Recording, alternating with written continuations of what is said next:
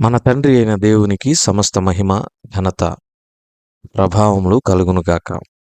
మన ప్రభువును రక్షకుడునైన యేసుక్రీస్తు వారి అతి పరిశుద్ధమైన నామంలో ప్రియమైన దేవుని బిడ్డలందరికీ హృదయపూర్వకమైన ప్రేమ వందనములు తెలియజేసుకుంటున్నాను. దేవుని పరిశుద్ధ గ్రంథంలో నుండి నిర్గమకాండం 12వ అధ్యాయం 21వ వచనం నుండి 51వ వచనం వరకున్న వాక్య భాగాన్ని మనం ధ్యానం చేద్దాం. 21, 22 వచనములను చదువుకుందాం.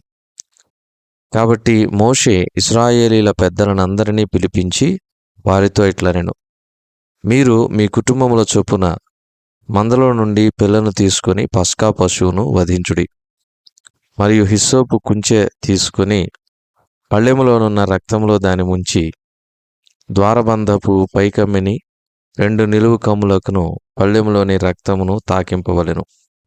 తరువాత మీలోనెవరునూ ఉదయం వరకు తన ఇంటి ద్వారము నుండి బయలు వెళ్ళకూడదు.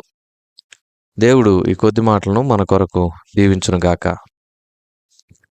ప్రభునందు ప్రియమైన సహోదర సహోదరులారా, చదవబడిన ఈ వాక్య భాగాన్ని మనం గమనించినప్పుడు పస్కా పండుగ యొక్క విధి విధానములు ఏ విధంగా ఉండాలి అనే విషయాన్ని దేవుడు మోషే ద్వారా ఇశ్రాయేలీలకు తెలియపరుస్తున్నటువంటి సందర్భంలో రాయబడింది.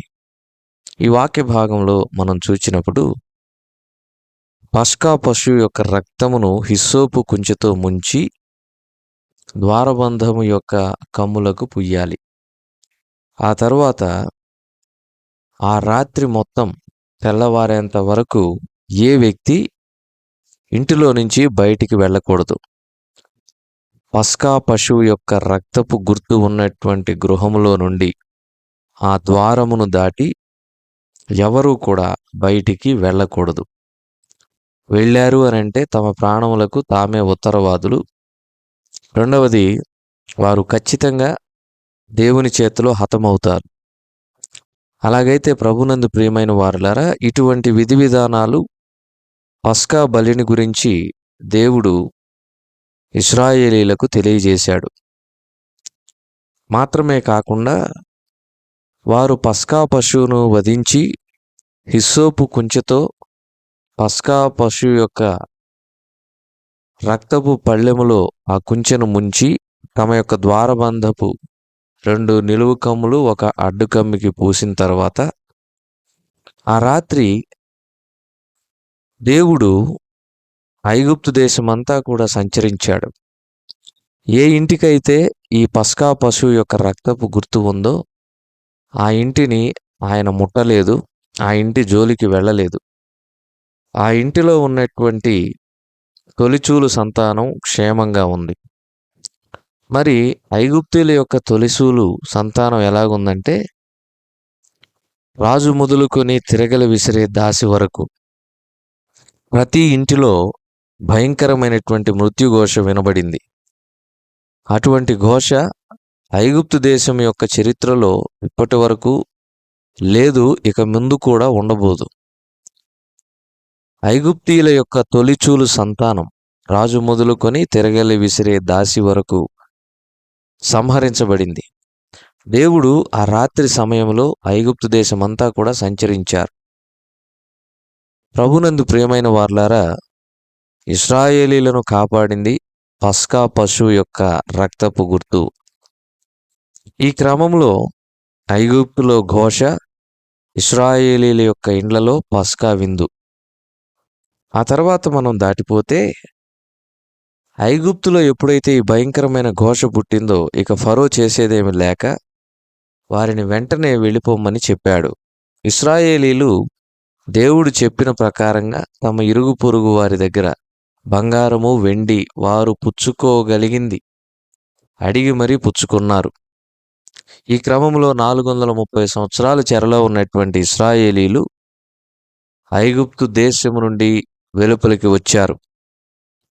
వారు పిల్లలుగాక 6 లక్షల మంది కాల్బలం అనే విషయాన్ని నిర్గమకాండం 12వ అధ్యాయం 37వ వచనంలో మనం చూస్తూ ఉన్నాం. ఆ తర్వాత ప్రభునందు ప్రియమైన వార్లారా, మరి పస్కా పశువును గురించి మనం నిన్నటి దినాన చూచాం. ఎవరు పస్కా పశువు అంటే మన ప్రభువైన యేసుక్రీస్తు వారే. పస్కాను ఆచరించేటప్పుడు పులిపిండి ఉండకూడదు అనే విషయాన్ని కూడా మనం చూచాం. పులిపిండి ముద్ద అంతటినీ పాడు చేస్తుంది. అలాగే మనలో శరీర క్రియలు, వాక్య వ్యతిరేకమైన క్రియలు ఏవున్నా అవి మన యొక్క సాక్ష్యానికి, మన జీవితానికి, మన దేహానికి, మన ఆత్మకు కూడా చేటును తెస్తాయి. కనుక జాగ్రత్తగా ఉండాలనే విషయాన్ని కూడా చూచాం. మరికొన్ని విధులు పస్కా బలిని గురించి నిర్గమాకాండం 12వ అధ్యాయంలో మనం చూడగలం. ప్రభునందు ప్రియమైన వార్లారా, ఎవరు పస్కా విందులో పాల్గొనవచ్చు అనే విషయాన్ని మనం చూచినప్పుడు 43వ వచనం నిర్గమాకాండం 12వ అధ్యాయం మనం చదివితే, మరియు యెహోవా మోషే అహరోనులతో ఇట్లనెను, ఇది పస్కా పండుగను గూర్చిన కట్టడ, అన్యుడెవడునూ దాన్ని తినకూడదు. మొదటి విషయం ఏంటంటే, పస్కా విందులో అన్యుడు పాల్గొనడానికి వీల్లేదు.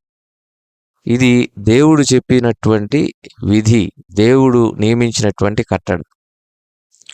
అన్యుడు పస్కా విందులో పాల్గొనకూడదు.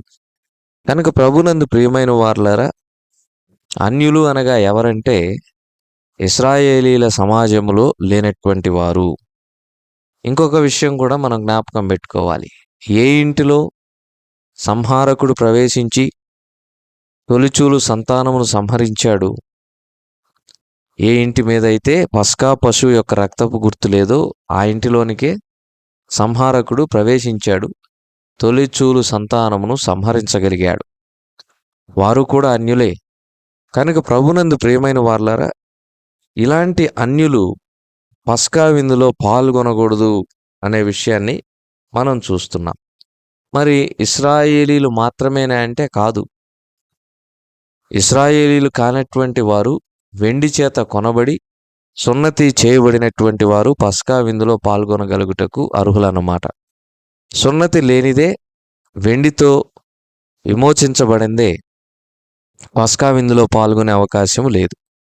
వెండి విమోచనకు గుర్తు, సున్నతి రక్షణకు గుర్తు.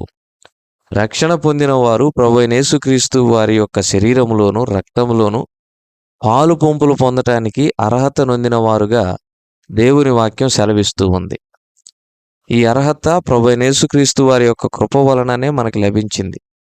అంటే ప్రభునందు ప్రియమైన వార్లారా, దేవుని యొక్క శరీరములోను, రక్తములోను మనం పాలు పొంపులు పొందాలంటే గనక మనము క్రీస్తు రక్తములో కడగబడి విమోచించబడిన అనుభవము నొందిన వారంగా ఉండాలని ఈ వాక్యము నుండి నేర్చుకుంటూ ఉన్నాం.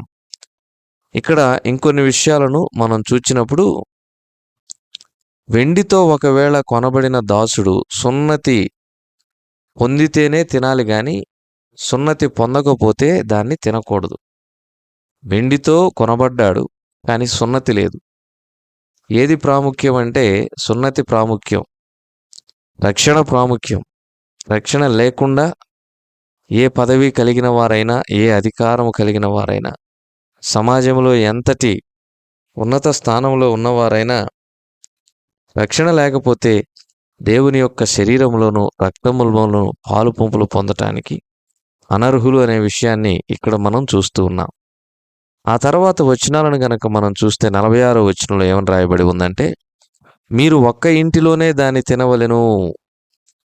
చూచారా? ఒక్క ఇంటిలోనే తినాలి. ఇది దేనికి సాదృశ్యంగా ఉందంటే మందిరమునకు సాదృశ్యంగా ఉంది.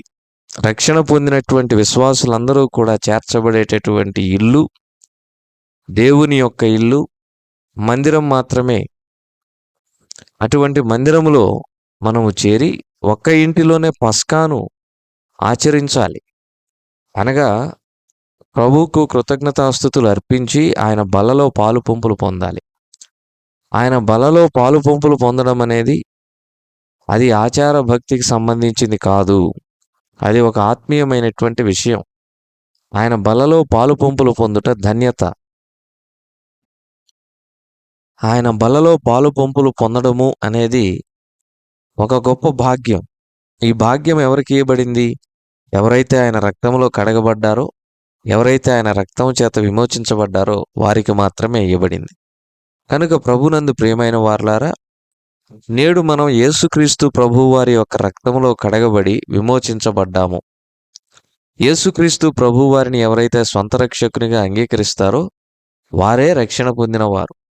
యేసు ప్రభువును హృదయంలో చేర్చుకోకుండా, ఆయన దేవుడై ఉన్నాడు అనే విషయాన్ని ఒప్పుకోకుండా, మన పాపములకు ప్రభువైన యేసుక్రీస్తు వారి యొక్క రక్తము ద్వారా ప్రాయశ్చిత్తం పొందుకోకుండా, మనము విమోచించబడ్డాము, విడుదల పొందాము అని బలలో పాలు పంపులు పొందితే మనం శాపగ్రస్తులమవుతామని 1 కొరింథీ 11వ అధ్యాయంలో మనం చూస్తాం. కనుక దేవుని శరీరము, రక్తం విషయంలో మనం అపరాధులం కాకూడదు. జాగ్రత్త వహించాలి. దేవుని వాక్యం ప్రకటించుచూ ఉన్న రీతిగా అన్యుడు ఇందులో పాల్గొనకూడదు అనే మాటను మనం చూస్తున్నాం. దేవుని ఎరగని వారు, మ్రొక్కుబడి క్రైస్తవ్యమును కలిగి ఉన్నటువంటి వారు, మరి నామకార్థక క్రైస్తవులు, బాప్తిసం ఎందుకు తీసుకున్నారో తెలియని వారు, మారు మనస్సు రక్షణ అనుభవం లేనటువంటి వారు, వీరందరినీ మనం చూచినప్పుడు వీరు అన్యులుగానే పరిగణించబడతారు. ప్రభువుని రుచి చూచి తెలుసుకోవాలి. ఆయన ఎందుకు ఈ లోకానికి వచ్చాడు, ఎందుకు మరణించాడు, ఎందుకు సమాధిని గెలిచి తిరిగి లేచాడు, ఈ విషయాలను ఎరిగి పాపము అంటే ఏమిటి, పాప క్షమాపణ ఎలా వచ్చింది, మన పాపములు ఎలా క్షమించబడ్డాయి, ఈ విషయాలన్నిటి మీద ఒక అవగాహన కలిగి బాప్తిసం పొందినప్పుడు రక్షణ అనుభవం మనం పొందిన వారంగా పరిగణించబడతాం. ఇలాంటి రక్షణ మనకు ఎప్పుడైతే కలుగుతుందో అప్పుడు మనం దేవుని యొక్క శరీరంలో, రక్తములో పాలు పొంగులు పొందటానికి అర్హత సాధించామని, యోగ్యులముగా ఉన్నామని పరిగణించబడుతుంది. కనుక జాగ్రత్త సుమ. దేవుని యొక్క శరీరంలోను, రక్తంలోను మనం యోగ్యులముగా పాలు పంపులు పొందాలి. అలా పాలు పంపులు పొందకపోతే మనలో అనేకులు రోగులుగాను, బలహీనులుగాను ఉండిపోతారని దేవుని వాక్యం కొరింథీయులకు రాసిన 1వ పత్రిక 11వ అధ్యాయంలో సెలవిస్తూ ఉంది. అంత మాత్రమే కాదు, ఇక్కడ ఉన్నటువంటి కొన్ని విషయాలను మనం చూచినప్పుడు ఈ పస్కా బలిని ఆచరించే క్రమంలో ఎలా ఉండాలంటే ఒక్క ఇంటిలోనే తినాలి. ఆ తర్వాత దానిలో కొంచెము కూడా ఇంటిలో నుంచి బయటికి వెళ్ళకూడదు. ప్రభునందు ప్రియమైన వారలారా, దేవుని యొక్క మందిరంలో ఆరాధన అయిపోయిన తర్వాత మిగిలి ఉన్నటువంటి రొట్టె రసములను కొంతమంది ఏం చేస్తారంటే మందిరము బయట వీధిలో నిలబడినటువంటి వారికి సైతము మందిరములో నుంచి రొట్టె రసములను తీసుకొని వచ్చి అందిస్తూ ఉంటారు. ఇది సరి అయిన క్రమం కాదు, సరి అయిన కట్టడ కాదు. దేవుని వాక్యం ఏమని చెబుతుందంటే యెహోవా వలన ఆశీర్వదింపబడిన వాడ లోపలికి రమ్ము అని చెబుతుంది. బుద్ధి కలిగిన కన్యకులు లోపలికి ప్రవేశించారు. నోవహు దినాల్లో నోవహు కుటుంబము రక్షణ ఓడలో ప్రవేశించింది. కనుక లోపలికి ఎవరైతే చేరి వస్తారో వారికి మాత్రమే విందులో పాలు పంపులు పొందే ధన్యత, వారికి మాత్రమే ప్రభు శరీరములో పాలు పంపులు, ప్రభు రక్తములో పాలు పంపులు పొందే ధన్యత. ఆయన మేడగదిలో పస్కా విందును ఆచరించాడు. అప్పుడు శిష్యులు ఆయన చుట్టూ కూర్చొని ఉన్నారు. లోపల ప్రవేశించి ఆ బల చుట్టూ ఉన్నవారికే గాని వీధిలో పోయేవారికి, దాని విలువను ఎరిగినటువంటి వారికి అందులో పాలు పంపులు పొందటానికి అర్హత లేదు. అలాంటి వారు పాలు పంపులు పొందినా వారి మీదకి తప్పక శిక్షా విధి వస్తుందని దేవుని వాక్యం సెలవిస్తూ ఉంది. కనుక జాగ్రత్త సుమ.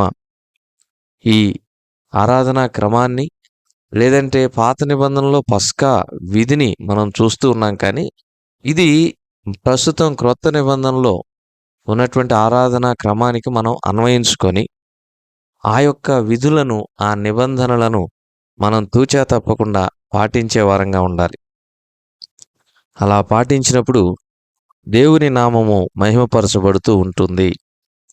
కనుక ప్రభువుని ఆరాధించే క్రమంలో మనము జాగ్రత్త కలిగి, శ్రద్ధ కలిగి, పరిశుద్ధంగా, పవిత్రంగా, ఆయనకిష్టంగా, ఆయన చెప్పిన విధంగా ఆరాధించాలని ప్రభు పేరట మనవి చేస్తూ ముగిస్తూ ఉన్నాం. దేవుడి కొద్ది మాటలను మన కొరకు దీవించును గాక. ప్రార్థన. కనికర పూర్ణుడా, స్తోత్రములు చెల్లిస్తున్నాం. విత్తబడిన వాక్యం నీరు కట్టి ఫలింపు చేసి మా ప్రియులను దీవించి దినమంతటి కొరకు మమ్మల్ని సిద్ధపరచమని మా రక్షకుడైన యేసుక్రీస్తు వారి అతి పరిశుద్ధమైన నామములో ఈ మనలను ప్రార్థించి బ్రతిమలాడి అడిగి వేడుకొంచున్నాము తండ్రి. ఆమేన్.